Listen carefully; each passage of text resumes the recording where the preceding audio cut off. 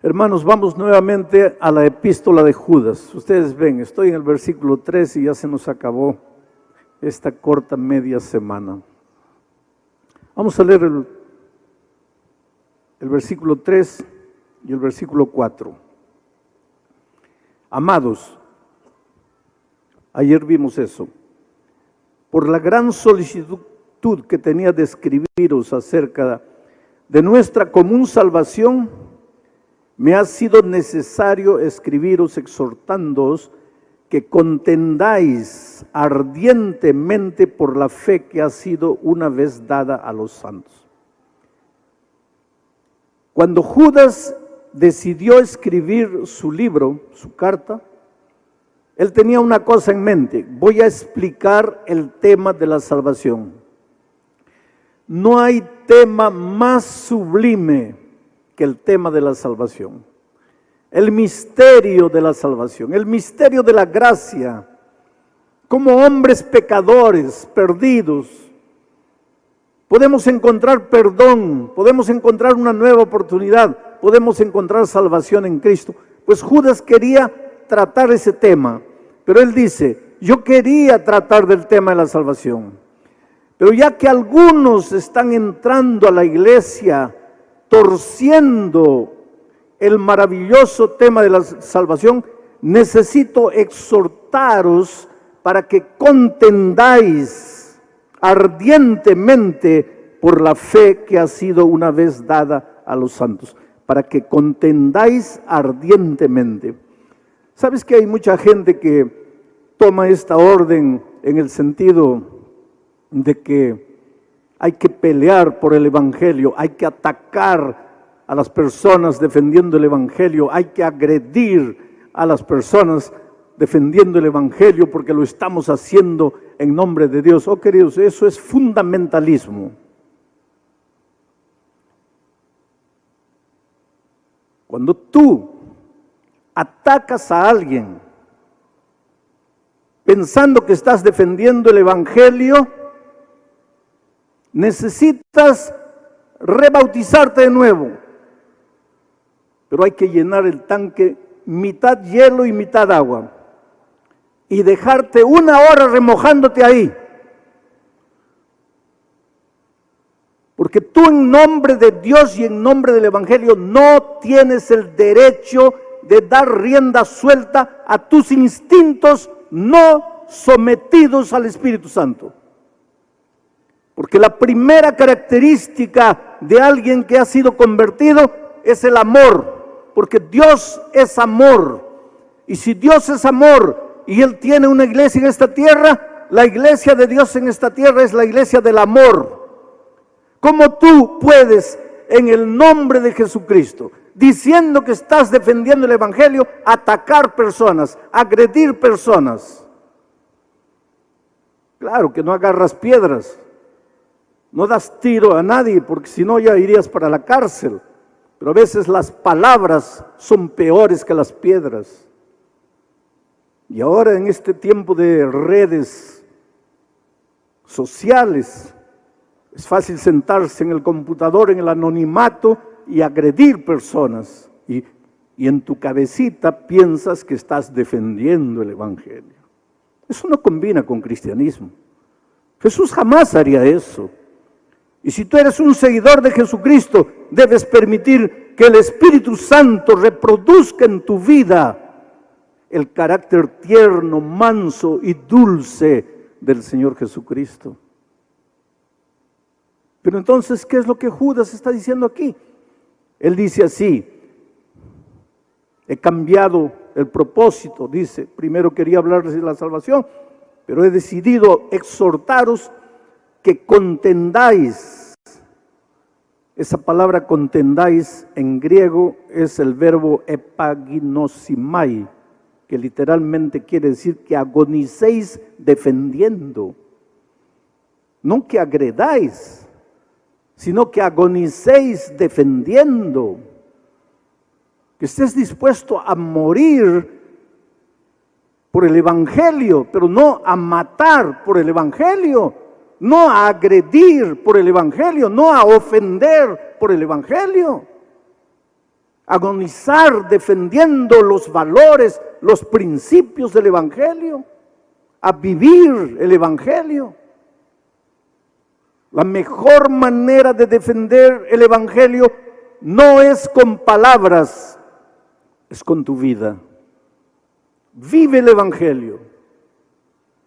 No hay mejor argumento en favor del cristianismo que un cristiano transformado por el poder de Dios.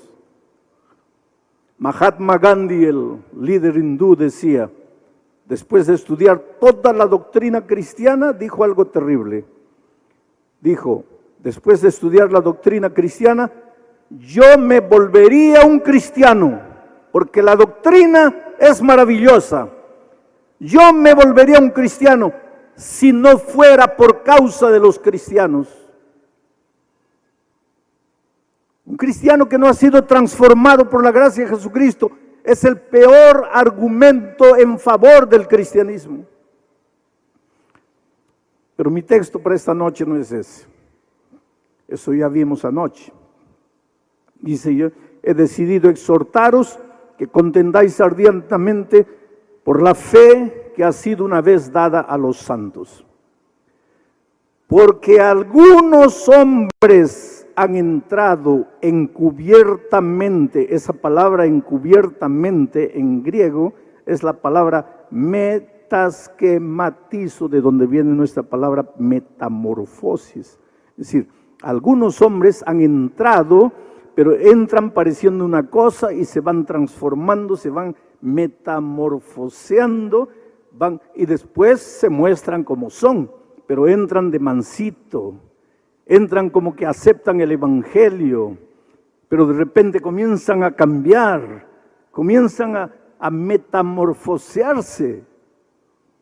Entran disimuladamente, dice, porque algunos hombres han entrado encubiertamente, metamorfoseándose. Y estos hombres desde antes habían sido destinados para esta condenación. Y miren cuál era el problema de ellos. Dos. Primero, estos hombres impíos convierten en libertinaje la gracia de nuestro Dios. Primer problema. Toman la gracia de Jesucristo y la transforman en libertinaje. Y segundo problema, y con este hecho niegan al propio Dios, al único soberano, a nuestro Señor Jesucristo. Vamos a analizar estos dos conceptos de apostasía que comenzaban a entrar en la iglesia. Dice, estos impíos convierten la gracia de Dios en libertinaje. Trata de pensar lo que está diciendo Judas. Estos impíos tratan de convertir la gracia de Dios en libertinaje. Quiere decir que esta gente habla de la gracia. Esta gente predica acerca de la gracia. Esta gente enseña acerca de la gracia. Pero Judas le dice, estos impíos. ¿Cómo puede alguien que cree en la gracia ser impío? ¿Cómo puede alguien que predica, que enseña, que canta sobre la gracia ser impío? Pero es lo que Judas dice. ¿Y por qué los llama impíos? La raíz de impío, malo, malvado, pero que entra disfrazado a las filas de la iglesia. Estos impíos toman un tema tan lindo, tan maravilloso como es la gracia de Jesucristo. ¿Qué es lo que te enseña la gracia de Jesucristo? Hijo, no importa quién eres, no importa cómo vives, no importa lo que has hecho, ven a los brazos del Señor Jesucristo para nacer de nuevo, ven para que seas transformado. Pero ¿qué hacen estos impíos? Ellos te dicen así, ven, la gracia de Jesucristo es abundante. No necesitas hacer nada para salvarte porque Cristo lo hace todo. Tú puedes continuar viviendo en tu pecado. Porque Dios te ama, porque su gracia es abundante. Y en los tiempos de Cristo, para eso había que hacer una cosa. En los tiempos de Judas, para eso había que hacer una cosa. Había que sacar de la Biblia el concepto de la ley. ¿Sabes qué? En la iglesia primitiva habían dos problemas con relación a la ley. Primer problema, los judaizantes. Los judaizantes enseñaban que tenías que guardar la ley para salvarte. Un error, una apostasía. Saca de tu cabecita la idea de que tienes que guardar mandamientos para salvarte, querido. Saca de tu cabeza la idea de que tienes que cumplir la ley al pie de la letra para salvarte. Porque si tienes que cumplir la ley para salvarte, entonces la salvación no es por gracia, es por obras. La justicia no es de Cristo, es tu justicia humana, trapo de inmundicia. Pero los judaizantes en la iglesia primitiva venían y enseñaban, decían, no, hay que cumplir la ley al pie de la letra para salvarse. Pablo fue un defensor de la gracia de Cristo. Pablo se levanta como el apóstol de la gracia para decir, no necesitas hacer nada para salvarte, solo tienes que creer, solo tienes que aceptar, solo tienes que rendirte, solo tienes que entregarte. La salvación no es por lo que haces, no es porque te portas bien, no es porque cumples mandamientos, no es porque cumples la ley, la salvación es únicamente por la gracia de Cristo. Pero entonces aparece el otro ramo y dice así, somos salvos únicamente por la gracia de Cristo, ya no necesitamos ley. La ley fue ya para el tiempo del Antiguo Testamento. Hoy en el Nuevo Testamento ya no necesitamos ley porque somos salvos por la gracia de Cristo. Pero querido, te digo una cosa esta noche. Somos salvos únicamente por la gracia de Cristo. Esa es una de las verdades más cristalinas de la Biblia. Pero porque somos salvos por la gracia de Cristo, la ley no deja de existir. Inclusive porque el apóstol Juan, aquí en Juan, capítulo 3, versículo 4, mira lo que dice. Todo aquel que comete pecado, infringe también la ley, porque el pecado es la infracción de la ley. Ahora, si después de Cristo ya no existe ley, ya no existe pecado, porque el pecado es la infracción de la ley. Y si ya no existe pecado, ¿para qué gracia? Ya no tiene sentido la gracia. La gracia tiene sentido porque existe pecado. Y el pecado existe porque existe la ley, porque el pecado es la transgresión de la ley. Ahora, Juan no dice que te vas a salvar guardando la ley, en absoluto. La salvación es únicamente por la gracia de Cristo, pero la ley continúa en vigencia. No tengas miedo de la ley. Si esta noche viniera Jesucristo y te preguntara, hijo, ¿me amas? ¿Cuál sería tu respuesta? Sí, Señor, tú sabes que te amo. Y entonces Él te diría, entonces, si me amáis, guardad mis mandamientos. Él no te está diciendo, para que te salves, guarda mis mandamientos. Él dice, si me amas, guarda mis mandamientos. La obediencia no es un requisito de salvación, porque la salvación es por gracia. La obediencia es una expresión de amor. No te atrevas a decir que amas a Dios si quieres continuar andando en tus propios caminos. No te atrevas a decir que Jesús es lo más lindo que sucedió en tu vida si no estás dispuesto a obedecerle. Oh querido, Dios te ama. ¿Sabes por qué Dios no aprueba el pecado? Y hay una cosa que tenemos que entender esta noche.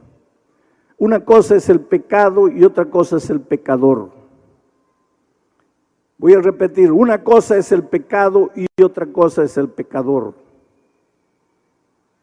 Jamás queriendo combatir el pecado, combatas al pecador. Jamás queriendo reprobar al pecado, repruebes al pecador. El pecado es lo más sucio, lo más inmoral y lo más opuesto al carácter de Dios.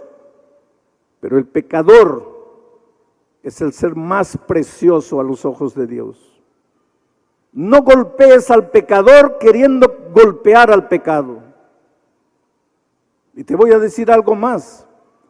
Cuando Cristo venga por segunda vez, viene a destruir al pecado. Viene a colocar un punto final al pecado. No viene a destruir a los seres humanos. Pero pastor, ¿los pecadores no serán destruidos? Te voy a explicar. ¿Quién es el pecador? El que se agarra al pecado. ¿Qué es el pecado? La transgresión de la ley. Pecador es todo aquel que está agarrado al pecado. Ya vimos la primera noche que la Biblia es un libro de llamado. Dios te llama. ¿De dónde te llama? De aquí, del territorio del pecado. Te llama para el territorio de la vida. Ven, ven, ven. Venid a mí todos los que estáis trabajados y cansados. ¿Cansado de qué? Cansado de luchar, luchar sin poder. Cansado de intentar sin alcanzar. Cansado de sufrir. Ven, ven, ven. El Evangelio es la buena noticia de que hay solución para tu vida. Sal, sal del territorio del pecado. Ven. Dios no te puede tomar por la fuerza y arrancar del territorio del pecado. Tú tienes que querer. Tú tienes que decir sí. Jesús te llama y te dice, ven, ven, ven. Hoy es el día de buena nueva. Hoy es el día de salvación. Si oyeres hoy su voz, no endurezcáis vuestro corazón. Jesús te llama y te llama. Pero llegará un día en que Jesús va a venir a esta tierra para ponerle un punto final al pecado. ¿Y sabe por qué? Porque tú eres un hijo amado de Dios y el pecado te destruye, el pecado te hace sufrir, el pecado te anula, el pecado te paraliza, el pecado destruye tu familia. Tu hogar en este momento está destruido por causa del pecado. El pecado te mete en deudas, el pecado deforma tu personalidad, el pecado te esclaviza. Dios no te creó para ser esclavo. Dios no te creó para vivir endeudado. Dios no te creó para vivir prisionero de los vicios. Dios te creó para libertad. Dios te ama. Y como el pecado te oprime, como el pecado te destruye, Dios no acepta el pecado de manera ninguna. Porque tú eres lo más precioso que Dios tiene y el pecado te destruye. Por eso Dios dice, ven, ven, ven. Pero un día va a tener que colocarle un punto final a la historia del pecado. Y cuando ese día venga y la ira de Dios sea derramada, será derramada sobre el pecado. Y los únicos seres humanos que serán destruidos serán aquellos que se agarraron con uñas y dientes del pecado y no lo quisieron soltar. Tú no tienes que tener miedo de los juicios divinos, porque hoy es el día de buena nueva. Dios te llama, te llama, te llama. Dios te suplica. Dios dice, aquí estoy a la puerta de tu corazón y te llamo. Si vienes a mí, entraré. Si me abres la puerta, entraré. Viviré contigo. Oh queridos, ¿cómo entender que la gracia de Cristo no es licencia para pecar? ¿Cómo entender que la gracia de Cristo cuando llega a tu vida no te libra solamente del peso, de la culpa de tu vida pasada, sino que te liberta de las cadenas del pecado?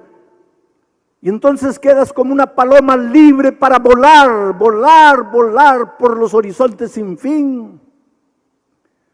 Si tú crees en la gracia perdonadora y transformadora de Cristo, esta noche puedes haber entrado aquí arrastrándote en tu pecado.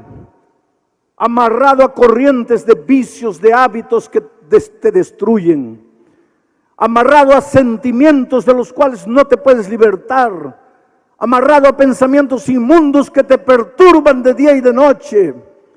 Puedes haber entrado aquí arrastrando la lepra de tu pecado, pero el Señor Jesucristo esta noche está en esta arena y se mueve soberano en la persona de tu Espíritu Santo y llega cerca de ti y dice: hijo, si quieres yo te puedo libertar, si quieres yo te puedo curar, si quieres yo te puedo salvar. Déjate salvarte, deja de correr, deja de huir, deja de esconderte.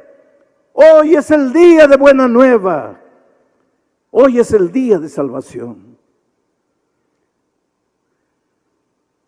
En Santa Cruz de la Sierra, hace muchos años atrás, dirigí una campaña de evangelismo en el Coliseo Deportivo de esa ciudad. Y está bien, pastor, yo voy a esperar. Pero si ellos conocieran mi historia, ellos no me pedirían que espere. ¿Y cuál es tu historia? Y él me contó. Con 20, 21 años, era ingeniero de minas de una de las más grandes empresas mineras allá de Bolivia. Se casó, fue a la luna de miel. Cuando estaba regresando, sufrió un accidente de tránsito, cayó, murió la esposa, él salió vivo. Y él contándome la historia, lloraba y decía: pastor, yo maté a mi esposa, una joven de 20 años, en la flor de la vida. Le dije: no, me estás diciendo que fue un accidente. Sí, pastor, pero quien tenía que morir era yo, quien estaba manejando el carro era yo. ¿Por qué salí vivo? ¿Por qué ella murió? Y él me dice: en ese tiempo yo no conocía a Jesucristo.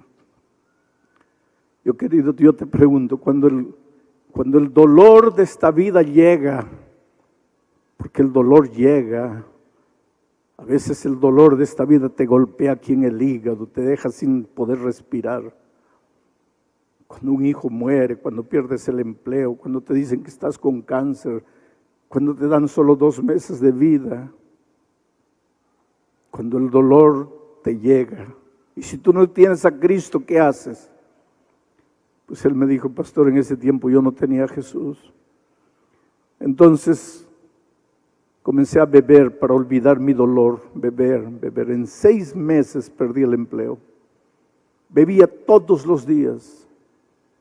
Perdí la familia, perdí los amigos, perdí todo. Pastor, durante 30 años he vivido en la calle, haraposo, mendigo, pidiendo limosna para beber. 30 años sumergido en el vicio, durmiendo en los cementerios, durmiendo en la calle. Y la primera noche que entré aquí, yo no entré porque quería escuchar el evangelio, sino porque la puerta estaba abierta. Y a pesar que yo estaba borracho, entendí lo que usted dijo, que Jesús me ama, que Jesús podía transformar mi vida. Y cuántas veces yo, en las noches frías, levanté los ojos al cielo y dije: Dios mío, ¿para qué vine al mundo? ¿Para qué estoy aquí? ¿Para qué nací? Y ahora usted me decía que si le entregaba mi vida a Cristo, su gracia perdonadora sería también su gracia transformadora. Y yo creí, pastor, y por eso la primera noche, así ebrio, fui adelante. Y la segunda noche, ¿usted piensa que yo no entendí? Yo entendí. Usted dijo que no vinieran las personas de la noche anterior, pero es que la noche anterior, después de aceptar a Jesucristo, yo salí y continué bebiendo. Entonces la siguiente noche dije: mi decisión de ayer ya no sirvió, me voy a entregar de nuevo. Por eso vine, aunque la gente no entendía y se reía de mí. Pero esa noche salí y ya no bebí. Y pastor, hoy está completando 5 días después de 30 años que he bebido todos los días. Hoy completo 5 días sin colocar una gota de alcohol en mi boca. Eso es un milagro. Yo te digo una cosa, querido, eso es un milagro. La vida cristiana está hecha de milagros. Mientras estés prisionero del pecado, justificando tu pecado, explicando tu pecado, tratando de driblear la palabra de Dios, mientras estés tratando de esconderte en tus propios argumentos, no eres feliz, no tienes paz en el corazón. Necesitas rendirte, necesitas entregarte. Hoy es el día de buena nueva, hoy es el día de salvación. Y ese hombre se entregó. Había un hermano que estaba al lado escuchando todo y se acercó y lo abrazó emocionado y le dijo: hermano, perdóname, soy yo el que dije que no podías bautizarte, pero es que yo no conocía tu historia. Si tú quieres, puedes bautizarte. Yo te digo una cosa en el nombre de Jesús: no juzgues a las personas.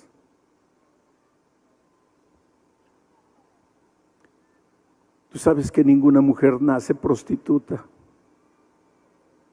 La vida la hace así. Nadie nace drogadicto, la vida lo hace así. No juzgues a nadie. Qué Dios maravilloso que no te juzga a ti, que te acepta como eres. Pero no te acepta para pasarte la mano y decirte: hijito, sigue pecando, que yo te amo. No. Te acepta y te dice: hijo, viviendo la vida que estás viviendo no eres feliz. Entonces yo te acepto para transformarte, para hacerte un hombre nuevo, una mujer nueva, para que pares de vivir los tormentos, las lavaredas de infierno que tu conciencia te hace vivir durante las noches. Aquel hermano lo abrazó y le dijo: si quieres puedes bautizarte. Pasaron 5 años. El último año que estaba trabajando antes de jubilarme, volví a Santa Cruz de la Sierra, prediqué en el mismo Coliseo Deportivo. El pastor me recogió en el hotel, me llevó al Coliseo y cuando estábamos llegando vi a un hombre de chaleco fosforescente con un radio en la mano, con una linterna en la otra, corriendo de un lado para otro, dando instrucciones para que abran la puerta.